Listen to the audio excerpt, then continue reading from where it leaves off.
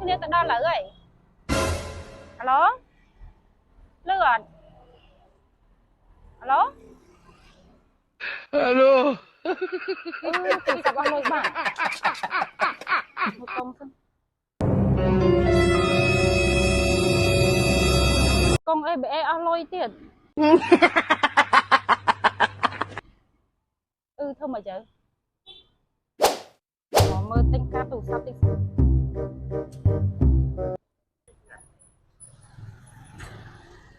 អូប្រហែលកន្លែងលក់កាហ្វេនេះប្រហែលកាតទូរស័ព្ទទៅស្ដីបងតាស្ដីអូនតើកាត់តែញ៉ៃដែរបងមានកាតទូរស័ព្ទលក់អត់បងមានតាអូនយក1រៀលឬក៏5000យក5000មកបងអូនយក5000មិនទៅចាអូខេញ៉ាំណាអូនសុំទៅ500ខ្ញុំទិញ5000ដែរមិនមានទៅ500មានអូនបងទិញពីគេបងត្រូវឲ្យគេចឹងដែរហើយចុះក្នុងនោះដាក់តែ5000ណាចាដឹងមិនតែនេះគេគិតជាដុល្លារអានេះ1រៀលចុច25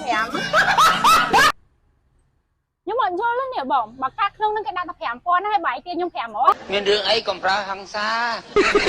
ខ្លួនឯងព្រមមើលកាតហ្នឹងគេដាក់1រៀលចុច25វាស្មើ5000ហើយក៏ទៅ500អីគូម៉ែអញ្ចឹងណាជួបលើកទី1មកទិញកន្លែងឯងអូននេះបងអត់ដឹងទេជីជួទៅកន្លែងណាក៏គេយកទៅកន្លែងដែរឥឡូវបងសួរថាកន្លែងទិញអត់ខ្ញុំទិញបងក៏ប៉ុន្តែគ្រាន់ខ្ញុំឆ្ងល់ថាចាក់ហេតុអីត្រូវខ្ញុំនឹងថែមកតុយនឹង500ខ្ញុំវាឆ្ងល់បងណៃឆ្ងល់អញ្ចឹងណៃទេតែក្រុមហ៊ុនមកអញ្ចឹងចកៃនេះទៅវិញទីណានោះ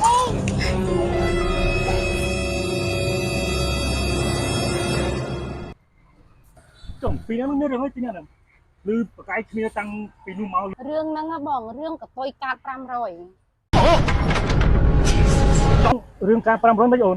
មែនទេបងដោយសារតែមិញហ្នឹងគាត់មកទិញកាតខ្ញុំ5000ហើយខ្ញុំគ្រាន់តែសុំកតុយគាត់500សោះដូចធំពិបាកដែរទីទូទៅហ៎បងកន្លែងណាក៏ដូចកន្លែងណាដែរគេសុំកតុយទាំងអស់ហ្នឹង A few moments later តួតែ500សោះប្រកែកគ្នាអូនខ្ញុំចំណេញអីប្រហែលទេគាត់ទៅ500ហ្នឹងខ្ញុំអត់ដឹងបងគាត់ដល់ខ្ញុំធ្លាប់ទិញតាមអេបឥ